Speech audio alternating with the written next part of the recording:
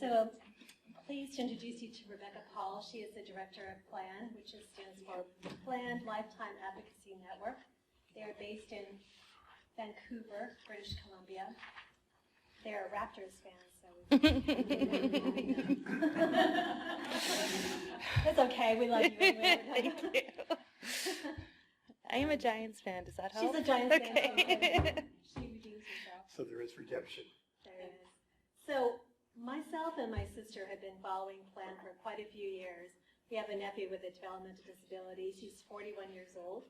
His name is Nicholas, and we've been following PLAN just because it's another model, it's another way to look at how we can create support for Nicholas long term beyond our life. And I often say, if Nicholas is the last apple standing, what have we done right now to ensure that he's going to have the best quality of life possible?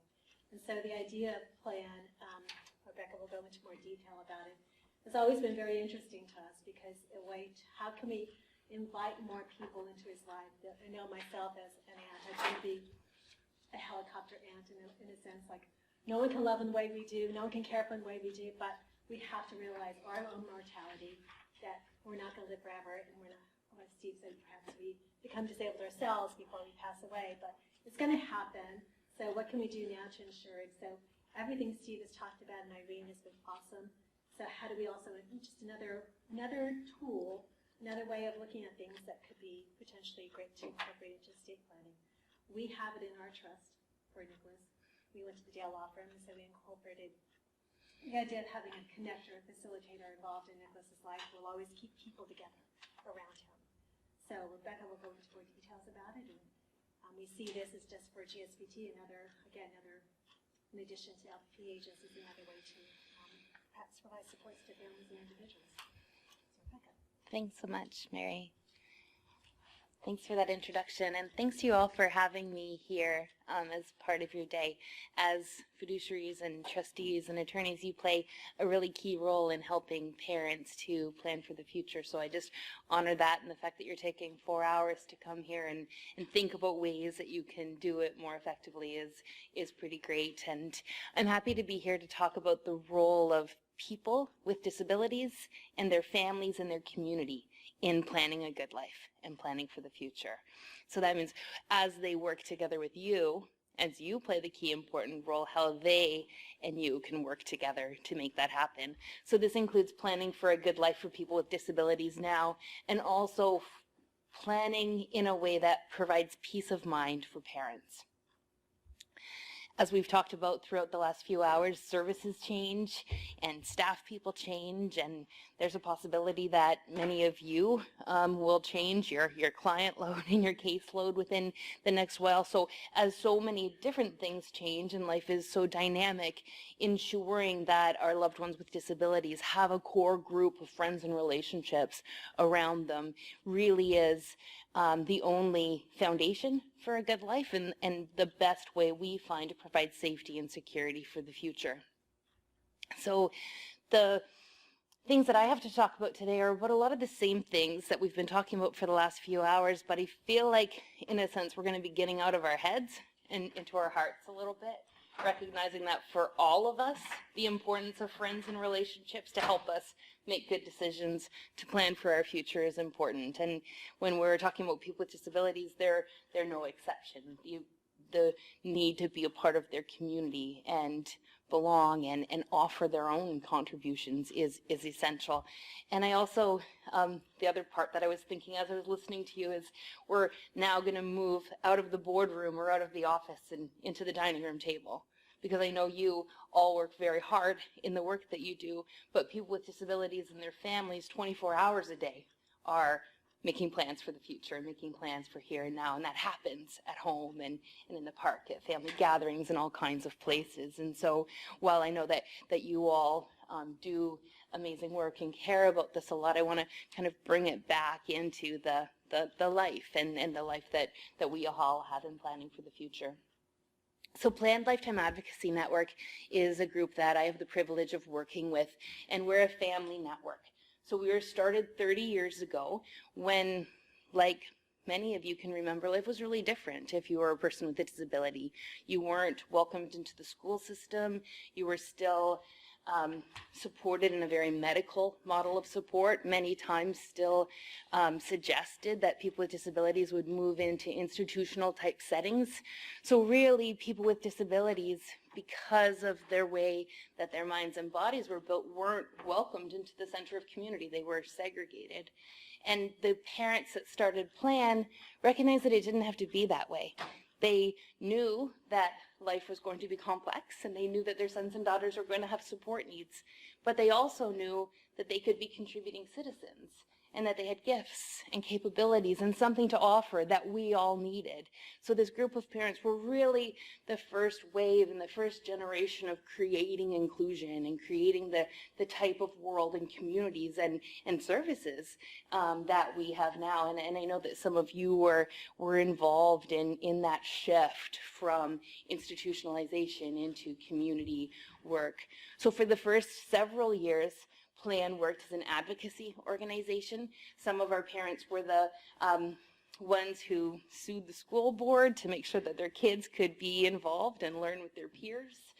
We also worked a lot in something that we call representation agreements. So that's a model that's unique to British Columbia. So it's not the same as what would be available here, but it's a supported decision-making model where instead of a person with a disability either having capacity to make all of the decisions or none, or the parents or someone else making decisions, it's a shared responsibility model. And so Plan families work together with our local and federal governments to make that happen. But the piece that I respect the most and I'm so inspired by is the forward thinking of these parents.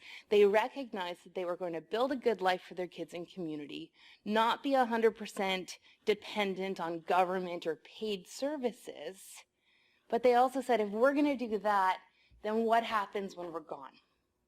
What happens when we're no longer able to provide this same type of love and care and natural support? And that's where the idea of personal support networks comes in. And the core work that we do at Plan now is build personal support networks. And by that we mean a small group of friends and relationships that are intentionally involved in the life of a person with a disability or someone who would be otherwise isolated.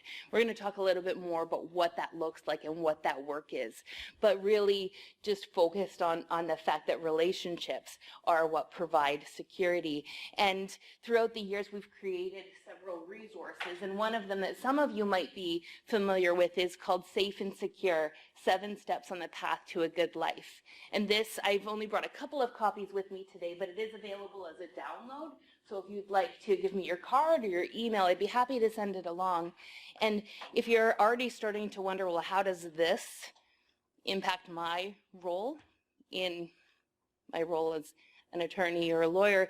This type of work and a lot of work that we've put together has been funded by the Law Foundation of British Columbia and different provinces throughout Canada, because recognizing the role of relationships in planning for the future, especially when it comes to estates and wills and trusts, is absolutely key. So as I've been listening to you examine your roles as it comes to trusts, I'm excited to tell you a little bit more about a community-based model and a relationship-based model that Plan families have worked towards.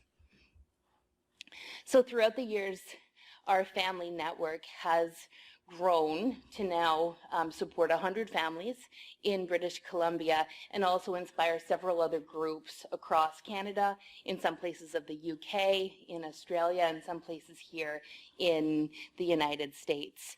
And really we do 3 key activities. The first one is family support.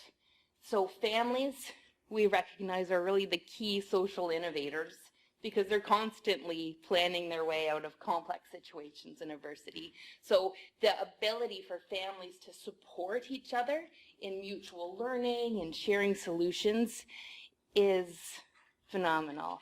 So by bringing families together around dining room tables, in living rooms, at restaurants, to talk about what they're learning, how's it going. Earlier today, you were talking about the different services that are available. When you have a group of other families who are going through something similar that you are, not only are you have a group of friends and your own isolation is reduced, but you have go-to people. You learn more about the system, because I think a lot of family members, especially when our sons and daughters are young, life is so busy, it's hard to get out and it's hard to connect with other people. So one of the key things that we work to do is develop a lot of different types of opportunities for families to get together. We also provide network development, and that's the role that I'm going to talk to you about today. And that's what Mary and I have been talking a lot about as it fits into the Life Passages program and the work here with your trusts. We also do planning and advocacy work. And I've heard from some of you, just as I've been talking about, how sometimes you find yourself in that role too, looking for the best type of support to help somebody in a situation, or advocating with certain government bodies to get the type of funding that a person would need. Part of the work of Plan we've found that benefits families is having a family member or hiring someone to be the family advocate. So it's like we're the go-to people. If you're a family member and you're wondering about something, or you've got a problem, instead of staying on the phone for 2 hours online trying to describe your needs and your situations to a professional who you don't know, our family advocate is somebody who used to work within government services and is highly connected. So she's the go-to person and takes calls from families to say, what do we do about this? And what kind of group provides these types of services? And families have really benefited from that role within our model. And by doing that, it reduces families' reliance on professionals who they might have to pay, or that they might have to spend a lot of time retelling their story and reestablishing their need for support. From a family-to-family, community-based perspective, it's something that families really appreciate. But getting back to our network development role, it's something that's very unique to Plan, and something that's worked not only to reduce isolation for people with disabilities and help them to be active citizens, but in terms of planning for the future, a personal support network is an incredibly valuable tool. So to build networks, and like we already talked about, networks is a small group of friends and relationships who intentionally provide support to the person with a disability. To build these networks, we have a team of mentors and community connectors.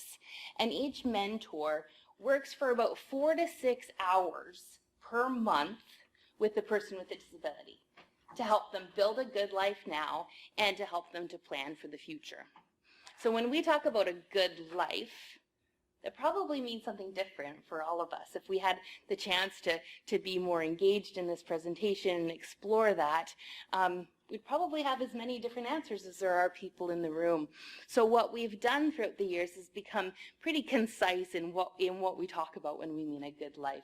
So within the Plan model, when we say a good life, we mean that the person has friends and relationships, that they have opportunities to contribute their own unique gifts within their community, that they're empowered to make decisions, that they have a place that they can call home, and that they have financial stability. So within each of these areas, we help the person with a disability and their family to collaborate with their friends and their relationships and their professional networks to make that happen. And I think within your packages, we've included a handout of what Plan's outcome statements are. So you'll see those 5 categories and specifically what we work towards. So for 4 to 6 hours a month, we spend in the community, at community centers, in the neighborhood, wherever the person likes to spend their time, we spend time with them. First of all, getting to know the person. So we get to know what their gifts are. And sometimes we describe it like we're looking for someone's gifts of the head. So that would be something that they know a lot about, that they like to talk a lot about. We talk about gifts of the heart, being things that people care about or feel passionate about, and gifts of the hands are things that people like to do and make and create. So within this model of network development and relationship development, we focus on someone's gifts. a lot of times that's very different for people with disabilities because they're used to talking about their deficits or their needs or working with people to establish how disabled they might be. And that's the type of conversations that so many people with disabilities find themselves needing to have. But I think if we think about our own lives, not many of us connect with other people based on our deficits or needs. We connect with other people and build relationships based on our shared interests and our gifts. So the starting point of the plan model, both in our family support program and in our network development, is based on gifts, or sometimes we call them assets. The next thing that we do when we're building a network with somebody is talk about their relationships. So we sit down with the person and their family and say, okay, who are the people in your life? At this point, we don't add any value propositions towards that. We don't say, okay, well, I don't talk to this cousin and this aunt doesn't get along with anyone. We don't get into that at the beginning. At first, we're just really taking a snapshot of what relationships exist. And for a lot of people, and a lot of the people we collaborate with, there aren't too many relationships in their life at this point. So then we start to think, okay, if there were friends, if you did have relationships, what kind of roles would they play? And by making a list of the roles that somebody would look for in their friends and relationships, that gives us a starting point for making connections in the community. And the PowerPoint isn't working at this point, and I didn't bring pictures for this, but I sometimes at this point share a story of my friend Wendy. And Wendy is someone who lives in an apartment on her own, and I was spending time with her one day talking about her network, and she said, I'd like to have more people in my life. And I said, okay. In my head, I was thinking, well, Wendy, you've got all these friends, you're out and about all the time. But she said she needs more people in her life. And I said, well, if you had more people, what would they do? And she took a pile of mail and she kind of threw it up in the air. And she said, well, I keep getting all this mail from BC Housing. And she says, when I open it up, I don't know if there's a new CEO, if they want more money, or if I'm getting kicked out of my apartment. And I didn't realize at this point that Wendy didn't read. It wasn't something that had come up in our relationship. But after she pointed out that she really would appreciate someone who could help her read her mail, when I was leaving her house that day, I saw her neighbor. And I'd said hello to her neighbor Sharon a couple of times before, but hadn't talked. So I saw her again and I said, oh, hey, Sharon, do you think you could stop by Wendy's house every once in a while and help her with her mail? And she was like, oh, yeah, I can do that, no problem. So all of a sudden, because I'd already identified the role and looked within Wendy's regular neighborhood, actually in this case right next door, it was really easy to connect two people and thereby help Wendy to really get rid of a big problem in her life. So sometimes, we don't have too much time to talk about it today, a family member or a person with a disability, we might always look towards professional services, but a whole nother way of looking at it is looking within our community and looking what assets exist within the community and with the people who are right beside us. And if we think about our own lives, who of us wouldn't help someone else who needed a hand? But often, I think because we're so busy, because of the way that our culture has started, we really need an opportunity or an invitation to do that. So within the plan model, the mentors or the connectors, what they do is through invitations and introductions to other people, little by little, they create a more solid community for a person who might otherwise be isolated. The next thing we do is look to the community in the neighborhood where someone lives in, and look at all of the different places and people that exist in the neighborhood. And this is where we turn to an approach called asset-based community development. And through asset-based community development, or ABCD, as we sometimes refer to it as, we learn that there's several building blocks in the community. So every community and neighborhood has people, neighbors, and people who have gifts and interests and abilities to share with each other. There's also associations. So those are associations like the, I should have done some research and figured out some around here, but the Horticultural Society or the Boating Club. Associations are a group of people who come together who aren't paid to be together, but they come together around a common interest. The next thing is associations or service providers. We know what those are, and many of you work for agencies or groups that provide services. There's also parks and local businesses. So when we're helping someone to plan for a good life and build more relationships, the first resort is always to look in the community. So before hiring a paid person or asking a paid support worker to do a specific function, we're always looking towards the neighborhood and the community to do that. Then in the fourth section of our planning model, this is the point where we look at important considerations. So you'll realize that we're talking about people with disabilities. For many people that you know, you can probably think that they have some pretty complex support needs. When we're looking at building relationships and helping people get connected in the community, we can't ignore those support needs. But we also can't base all of our work and all of our time with someone just based on their disability.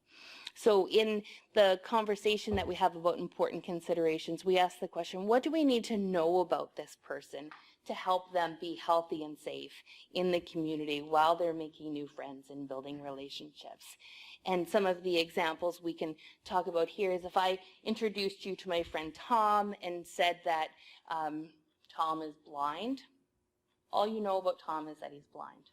You don't know how you can spend time with him, you don't know what he enjoys, but I could say, this is Tom, and he likes hiking, and he appreciates if you let him know when the terrain changes or when you're taking a left-hand turn. So see where I'm going with this? If we just focus on a person's disability and specific labels, it's kind of a dead-end street. It doesn't tell us how to help the person to build a good life and how to get more involved in our community and how to be a contributing member of society. But when we focus on their gifts or ask that question, what is it that we need to know, that gives us a road forward and gives us something to plan with. After we've spent time with a person, their family, we've gotten to know all of those things, so their gifts, their relationships, their neighborhood, their important considerations, that's when we can start making plans for how they'll spend their time. Maybe someone's looking for work or looking for a new place to live. When we do that planning based on an asset base, we find and families find that they're much more successful in building happy lives and really reducing the amount of complexity and problems that they have. So because the person has now friends and relationships, so if you zoom ahead 6, 7, 8 months, a person with a disability is working together with a mentor, they're getting involved in the community, they have some friends, they have some relationships, then they can call those people together and they can form a network. They can say, dear friends, please come on over, we want to talk about my future, or I'm looking for a job and I'm looking for your ideas. Usually that's in the context of a dinner or a barbecue, so bringing people together, and we always talk about how food is what brings people together, but the idea here is now you have people to support you in making big decisions about your life. So as a parent or as a family member, as you're thinking about your son or daughter, although 1 or 2 members of your network may change throughout the year or throughout your loved one's lifetime, those are the friends and relationships that can really give you peace of mind, because even though support workers will change or other services or people that you're paying might change, having that group of friends or the network really does provide that safety and security. Part of what we're learning through that by building these networks, and like I said, PLAN has been around for 30 years now, and talking about building networks, talking about community assets, it's now becoming even more critical for us, because the families that I told you about that really created inclusion and helped us to build a society where people with disabilities are accepted and contributed. For the first time, these families are now 70, 80, and 90 years old and passing away. So the rubber's really hitting the road for our model and for the personal support networks that we've been building throughout these years, because now parents are finding themselves in the position where they're really needing to pass the baton. So when it comes to financial stability, when it comes to helping the loved one make decisions, without having this personal support network involved, the person with the disability is at risk of not having anyone in their lives once their parents aren't involved in that. So now, instead of just focusing on planning for the future, we're really having to almost make succession plans with parents. So if you think about parents being the executive of an organization, we're having to spend time with parents and ask them, what are the things that you're still involved and doing for your son or daughter? And then saying, when you can no longer do that type of work, who are the people who can do that? So another one of the planning tools that we've learned and created is this one, and this is where your handout comes from. This is called Planning for a Good Life, Moving from Unprepared to Peace of Mind. So within this planning guide, we've really had to look at each of those 5 areas of a good life and asked, how can a person's personal support network be invited to play an important and specific role? So we're mobilizing the network to create safety and security for people with disabilities. There is still within our model a very key role for paid support people, but instead of a support worker being the one to go to the movies or providing kind of the social support within this community-based model, the person with a disability has friends and has people in their life that they can do things with, and the support workers or the paid people can focus on whatever it is that they're paid to do. So that brings us to how this ties into the idea of trusts and spending plans. I've heard in conversations with you and even throughout this conversation that sometimes you're being called on to make very big decisions for people's lives, and oftentimes for people that you don't know too much about, or maybe for people that you haven't seen in a long period of time.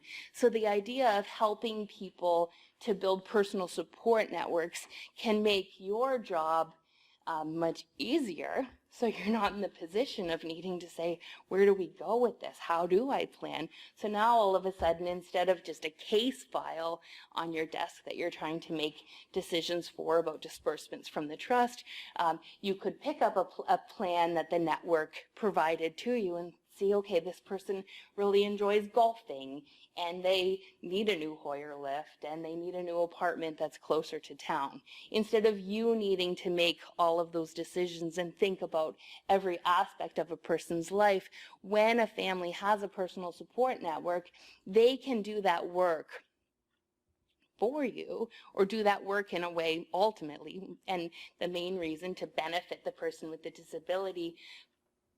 But it alleviates you from needing to make decisions or to try and understand different parts of a person's life. So the idea, Steve, you talked about the, I think you called it the net or the trust advisory group. I think that's the start of this idea about the person having people in their life and someone that can provide advice to the trust. So some of the conversations we've been having is, what if there was a role here in different regions of California that could spend time with people, not with the focus of only providing supports to them, but with the focus of helping them to get more involved in community, helping them to build friends and build a network of support that can help them now and long into the future when their parents or primary decision makers aren't there to help lead and guide this process.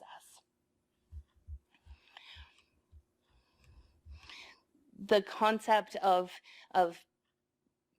moving from unprepared to peace of mind, what I talked to you about is how a lot of times parents and family members don't know exactly where to turn in the situation. And as people with disabilities for the first time are now facing a lot of their own aging needs in community, and as their parents are aging as well, within this planning model, we actually sit with family members and networks 2 times a year, so every 6 months, and we go through each of those categories. We talk about financial stability and decision making and a place to call home, and we just ask them, we say, where do you feel like things are at for your loved one now? And they'll tell us a story, and then we create work plans, and each person within the network has specific jobs to do, because I sometimes say to moms it usually takes 5 people to do the work that one mom is currently doing and has done throughout the years. So by creating those work plans and by touching base or reflecting every 6 months on where things are at, that's where parents are feeling more peace of mind, and everyone, not only the person with the disability, can continue to live a good life in their community, surrounded by loving friends and relatives that way. So that's kind of the broadest description of a personal support network and some of the ways that they can help people with disabilities to live good lives and make plans for the future. And I've asked Mary if she would join me for the last part of the presentation and just really help to frame this in the context of what we're thinking of in terms of how, when people have a personal support network, how that can really benefit not only Golden State Pool Trust, but all of your work. Sure, thanks.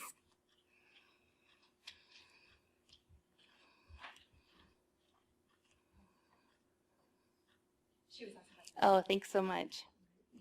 Is this something that you're going to download for us also, or you made a reference to this? The handout that we've provided is a summary of the outcomes of the planning model, yes, but this is something that we're providing training to different support workers and different groups to use. So I'd be happy to talk about it a little bit more. Yeah, one thing we were talking about even yesterday with Steve's office is like, how do we blend this with the work that ICS is doing, and how you can incorporate different parts of the different programs into a good plan so that people do have good lives. So we can touch on that idea, how to blend, ICS's work with what we're talking about here. Because again, our goal at GSBT is to be able to create these different networks of facilitators, trainers, connectors in California, so you can make choices about. So you, as attorneys or fiduciaries, decide, well, the families decide they want to create this kind of network, and we'll be able to say, in Solano County, these are people who are trained to do it, and in Warren County, these people are trained to do it. So it's in the very early stages of planning for us. It's in the very early stages of planning for us, so we wanted to be able to present this as a model. Again, my family's been looking about this for a long, long time, and getting to create a network for Nicholas that we feel is going to be very talk loud. Okay, I'll talk about it. So my family is beginning to, develop.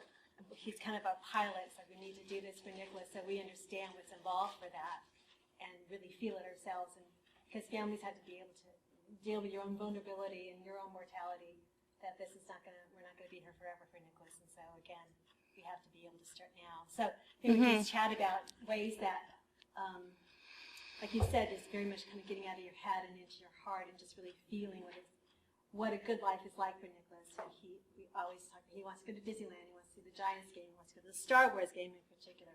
So making sure that he has a network of people around him besides myself and my sister. And so we can go off and we can have our own lives too. That's part of it. As family members, that we can have our own good life. I love Nicholas, but sometimes I want my life too. So if we have other people we can trust, and we've developed this network, and we can trust that, okay, someone else can come in and take him to the Giants game and we don't have to. It's really so valuable. So I went on a bit about how we can incorporate something like this into a family's estate plan. And I think what you pointed out about different programs and different models all complementing each other, there's a lot of things that friends and relationships can do best, and we don't necessarily need a paid person to do that. I think one of the examples that we were talking about is how sometimes we need to pay a high fee for someone to help someone else buy a computer. But if the person had a neighbor or a friend who was also involved in computers, they could go to Best Buy 2 or 3 times to look at the different options. So what seems to have happened throughout the years, even though folks with disabilities are now living in community, which is a good thing, there's been a professionalization, I think, of the care and the natural care that we provide to people. And as friends and neighbors, we forget that there's a lot that we can do for each other.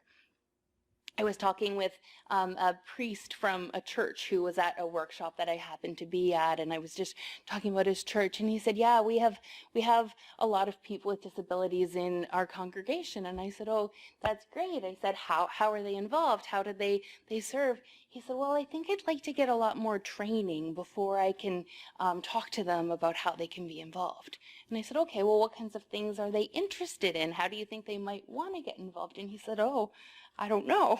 And he didn't know these people. And so we talked for about 20 minutes, and I said to him, I said, sometimes there are things that we need training for, like changing a trach or helping somebody with a seizure. I said, but saying hi to someone and getting to know them and developing a friendship, that's something that's universal to all of us, and it's not something that's disability related. But I think just the way that our culture and our community has developed, we've forgotten, in a sense, how we can provide care to each other. So the idea of having groups like through the Life Passages program and other formal supports is really key. But for a lot of people, I know their life is so complex that if we can have the paid people supporting on the really complex mental health things, and having friends and natural supports do the things that friends do best, like loving and caring and spending time and having fun, I think it's a way to leverage all of our assets to move in the same direction. Exactly. I was sharing that my nephew recently went to a conference with Rebecca in Edmonton, and we had to bring in another support person, which really scared us to death, because we were able to let go, knowing that there's a person who's going to be there to care for him and support him, meant the world. And we saw pictures of him, and he had this smile on his face because he was playing miniature golf and he was swimming and he was happy. I mean, that's all we needed to know. He's safe and he's happy. And it didn't have to be me. That was really important. It didn't have to be me being that one to make him happy and hover over him like, are you okay? Because I do have. So it's a matter of me as a family member learning to let go, and having a network and having this process of going from unprepared to peace of mind. And I think in my work with the Housing Coalition as well, I work with a lot of families who are just in that very situation, like deer in the headlight. They don't know where to begin. So taking them through a process of understanding and when to bring in professionals such as yourselves, so that when a person does come to your offices, they're more prepared, they have the answers, they have the questions, the more informed questions to ask you about, how about this and how about that, so you're not starting from scratch with a lot of people. Mm-hmm.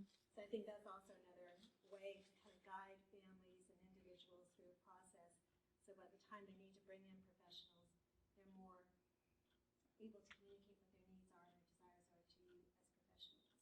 Mm-hmm.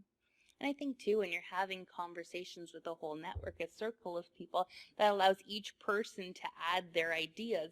Obviously, you as an aunt, you do things a certain way, you have a certain type of relationship, but when someone else comes in, they can say, oh, well, what about this? And you might not have seen it that way. Or for a lot of parents, they might be overprotective and say, oh, Carrie can't do this and she can't do this. They tried that once 10 years ago and it didn't work out very well. Because you're so involved doing the work every day, having a group or a supportive circle around can make a difference. And I know from my own experience, I've been working and doing person-centered planning for most of my career, and I used to do planning for people with disabilities and using a lot of the same tools that I have now within the context of a service provider organization, so a government-funded organization within a group home setting. And I remember really clearly this one young woman named Lisa, and we were talking to Lisa once a year about what her goals were, and she was talking about wanting to do different things and wanting to take a course at school, and I thought, oh, that's a good idea, we can do that. And I remember she said, I want to go swimming. And I was like, oh, that's really interesting. Did you like to go swimming when you were a kid? And she said, yeah. And then I moved on to the next thing. We didn't ever help Lisa go swimming because I knew there was no staff and I knew there was no budget.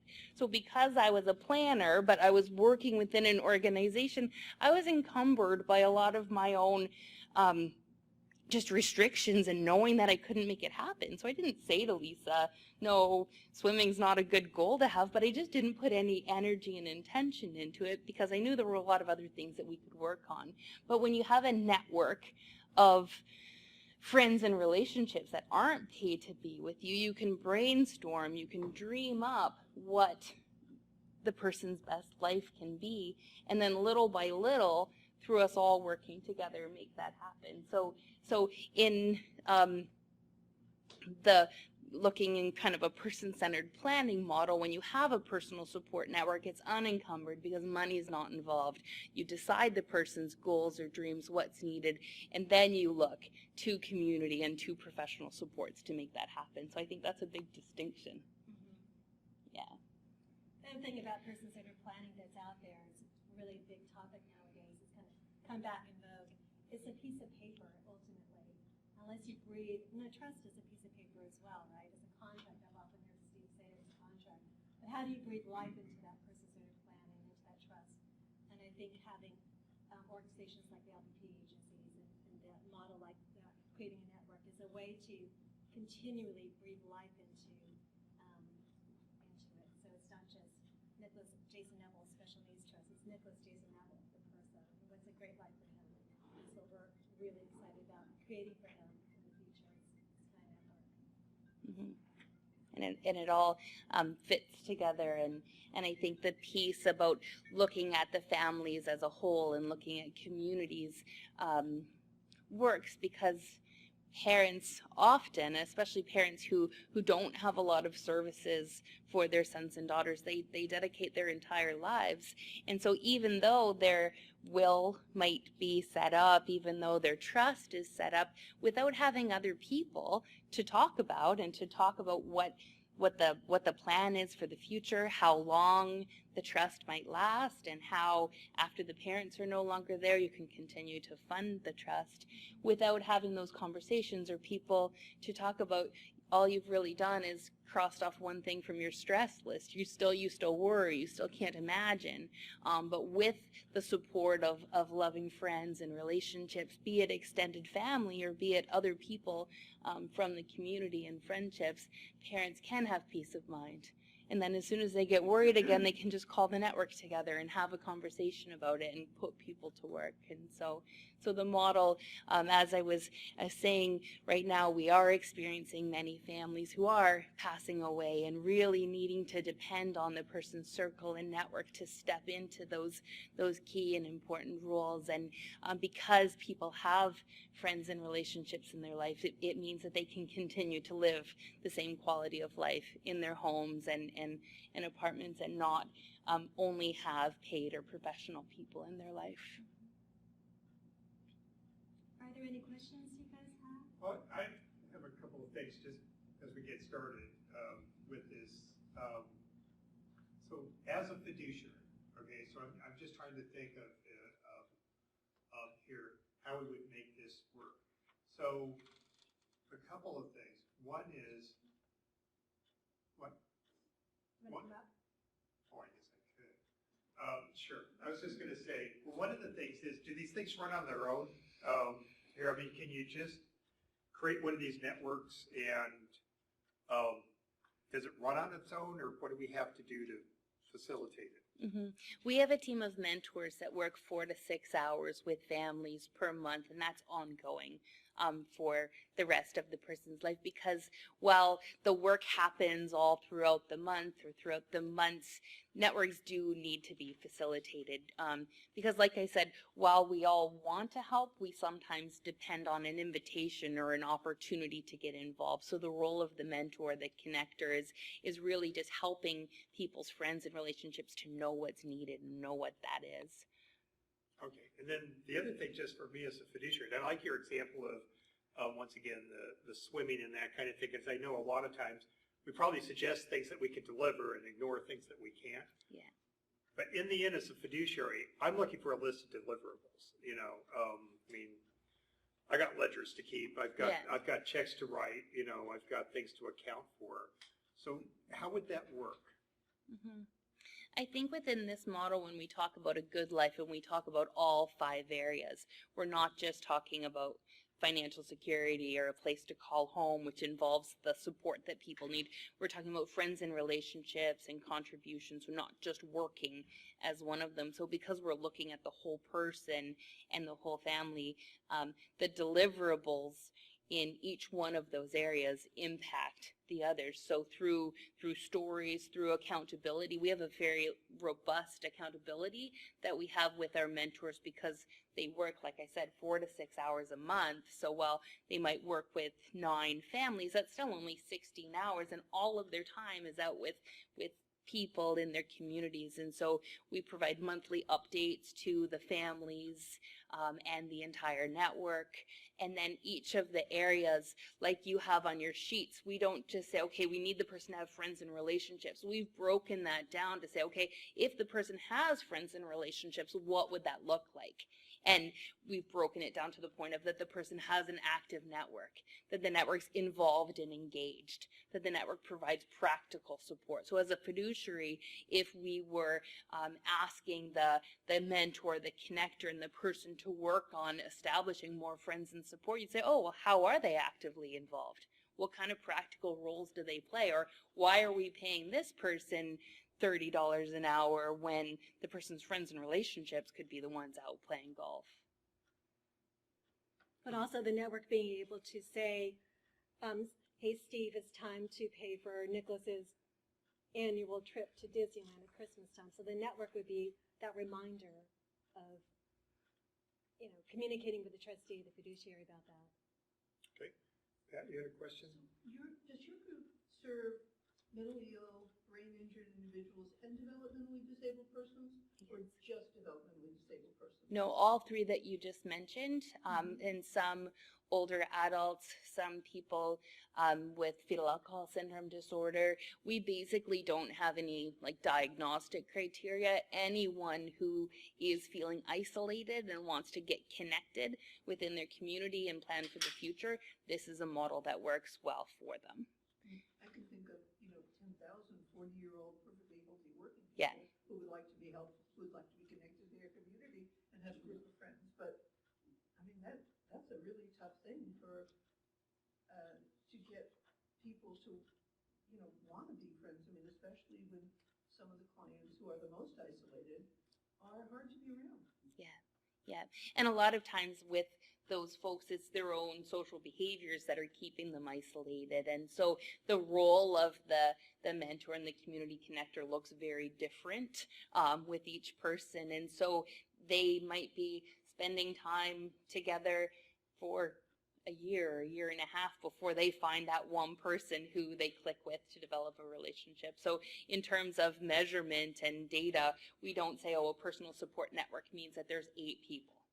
Because for one person, if they make eye contact with someone and say hello to your neighbor, that's developing a little bit more connectedness.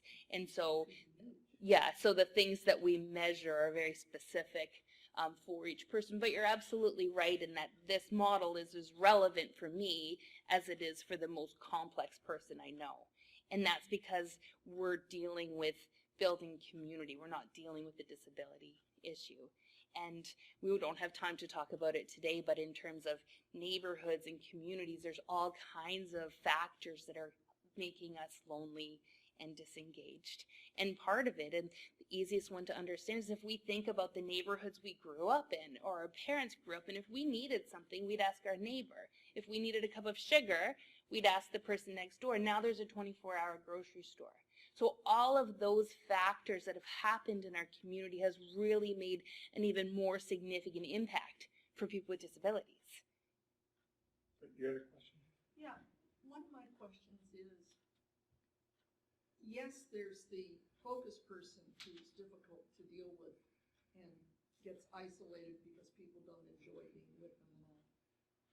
But sometimes it's the family members who create a culture of isolation because of the parents' own stuff, even though they are not the identified disabled person. Yeah. They could be socially disabled in their own ways. How do your mentors deal with that when they can't turn this into a 20-year therapy session for the parents? Yeah, I can. When you describe that situation, I thought of 2 or 3, and again, it's flexible and individual for each person. And understanding the parents' needs, we would spend time with the person as much as possible, and then just look for a glimpse of what they might be interested in, or little by little, how can we make a connection with another person, or even just nurture their own gifts. Sometimes in those situations where the entire family is isolated and uninvolved, there's still that desire to get connected, so that the mentor would look for that. And if some of the family members say, well, they can't go to the art studio, that just can't happen, then maybe you'd start by bringing a canvas and some paint. And maybe you'd do that every Monday till eventually the mom was like, oh my God, that's a masterpiece. And little by little start to broaden their scope of possibility. You had a question? I was just curious what happens, as can often happen, when those relationships break down. So you've spent a lot of time working on these relationships, having the security of that, and then the relationships are breaking down. So you no longer have that network that you may have had. And sometimes that can be as a result of families, sometimes that can be as a result of the individual with the disability, or sometimes it's just the friends themselves that are either flaking out or whatever. Yeah. Well, because there's usually a group of 3 or 4 or 5 people, it's unlikely that all of the relationships would break down at the same time, unless it was the person, the focus person of the network that was making that happen, and then we would just keep the rest of the network engaged. But in terms of a situation where it was a network member that was, maybe they moved away to college, or maybe they got married and all of a sudden busy with their kids, because it's just one, it's easier to build more people in. But then also, we've talked about the network for a good life now, but also peace of mind for the future. So from the network, we invite some of them to step into important and specific roles. So in British Columbia and throughout Canada, many network members are all actually the trustees for the Parents Trust. And so it's a little bit different than it is here. Or they could be the representative to make decisions, or they could be the executor of the parents' will. And so if that person steps away every 6 months, we say, is it still working? Is it still Mary who's going to do that? And if they're like, oh, well, she's talking about moving to England, we start to have that question, okay, who can the next person be? If it's not Mary, who is it? And so that's where the succession plan comes. And in terms of moving from unprepared and peace of mind, that's that key piece, is having those planning meetings and having those dialogues with everyone who's going to be playing a key role. So just as a trustee and also as an attorney, because I'm looking at, in fact, we're looking at developing this and implementing this beginning in the North Bay. It seems like the facilitator is a really key person here. And we've talked about this. There was a program that was very prophetic that attempted this and had determined that as long as the facilitator is there to make sure that we have the structure and everything's moving, everything worked fine. And what was prophetic was when the funding ran out and the facilitator was gone, the networks collapsed, right? We're looking at trying to talk to families about different options, about assessing needs and that kind of thing. here and looking at this as one option of developing a network. So the question would be here is, it would seem like the facilitator is key.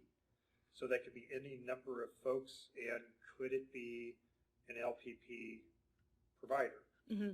Absolutely. There's a lot of different ways to answer that question, but when the facilitator does step away, the network isn't as active because they're the ones kind of animating the network. But we have facilitators that are both paid and unpaid, and so sometimes it's a cousin or it's a brother or sister, it's a mom that's facilitating the network, and then we'll always have a backup plan for that. But in terms of what you said about the initiative where when the funding ran out, so did the networks.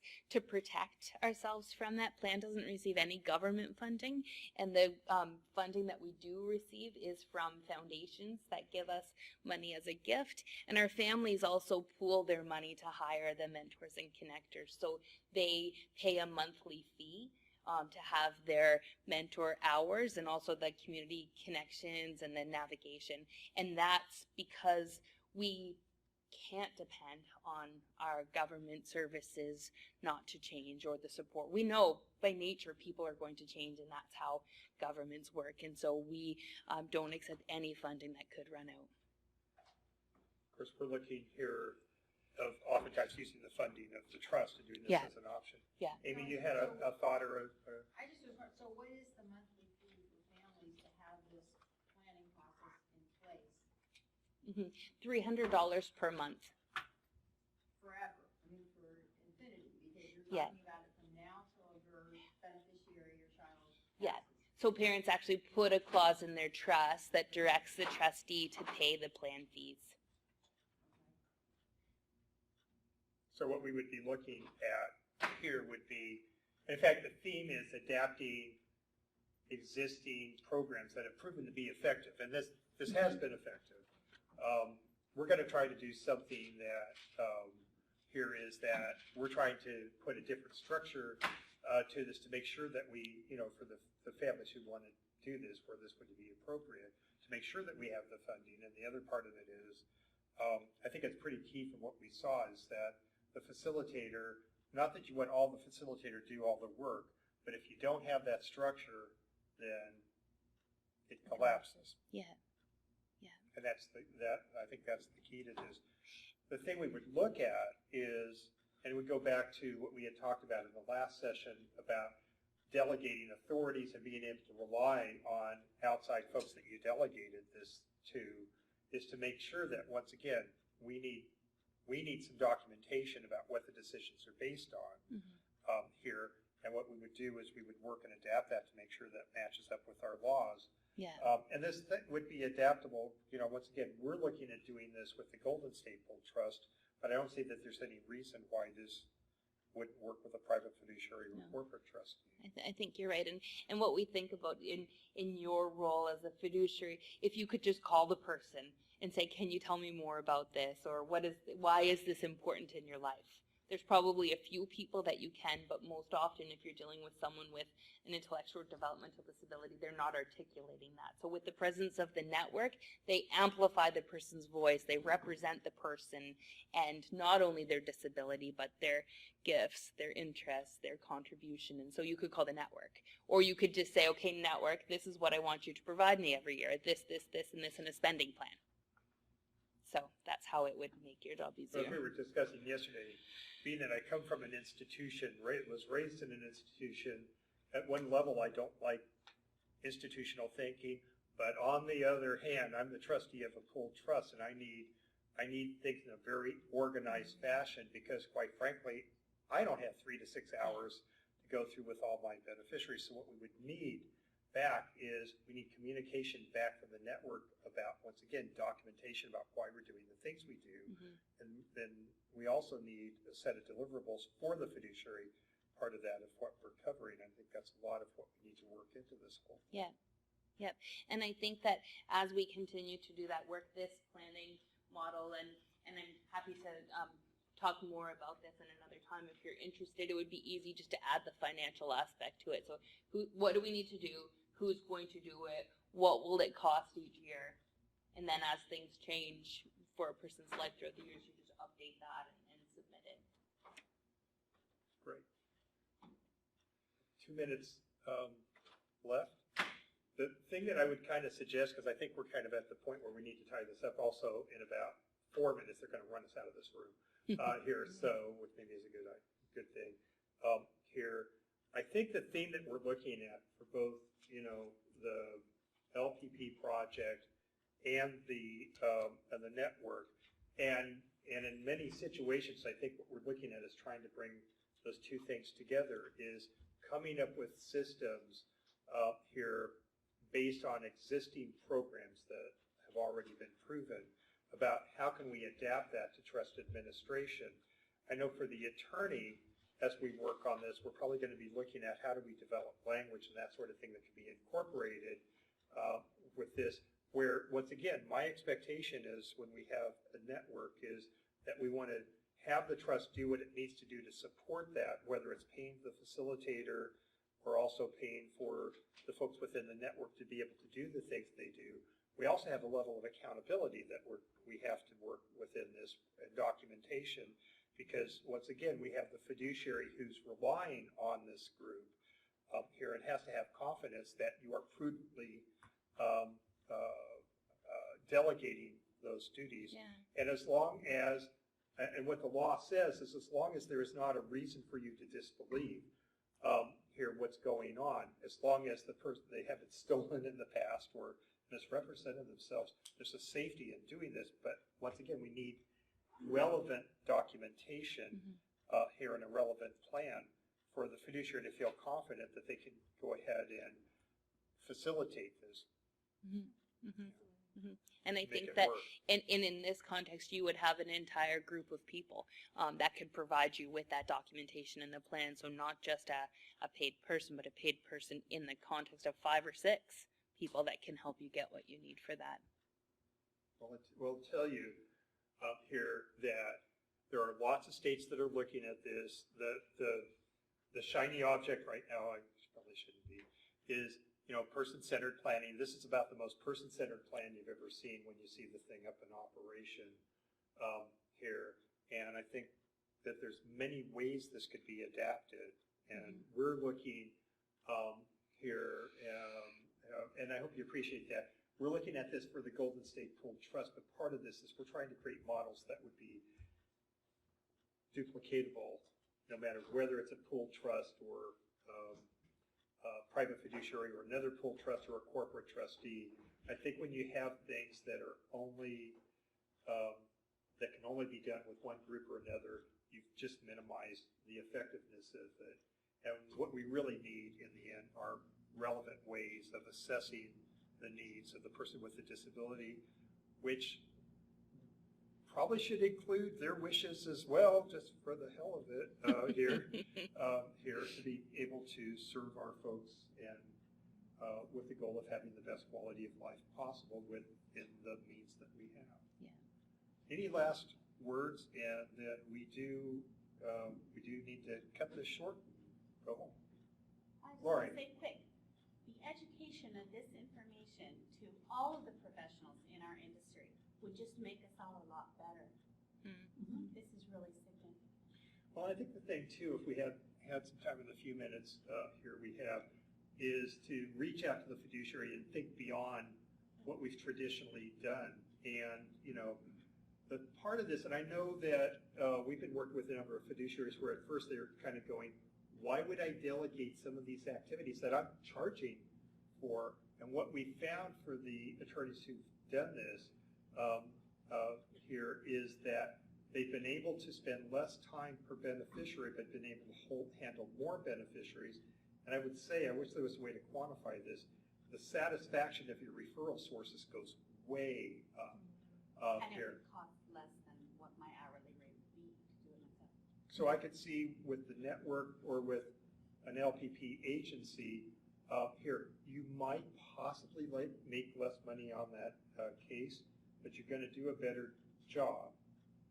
I think when it's defined properly here, you'll have a better track on what's actually going on and confidence that, that you can never be judgment proof, but the chance of getting sued or being held accountable And or by the way, less. that is our job. Yes. And you know, and I think it makes you a more attractive professional to work with, right? And, you know, part of this as an attorney, I'm the customer, and I need to have confidence that you're going to take care of my beneficiary, and I'm not going to get a call back that this thing has fallen apart here. So with that, I want to thank you so much, especially for those of you that attended. I want to thank the county of Marin County here and the folks that are watching this, and I really want to invite you to look at what we talked about today. Think about how this could affect your practice, whether you're an attorney, a fiduciary, an advisor, a financial advisor, a parent, an advocate, or whatever, about, you know, how we can use these existing systems, tie them all together up here, and produce a better quality of life for persons with disabilities here. And that will also make us stronger and more relevant practitioners. Please remember, for those of you that are doing this for MCLE credit that are watching online, to make sure that you've written down the codes that have been included in each of these presentations here. And if you're looking for the application for MCLE credit and also to get on our mailing list, email amy@gspt.org.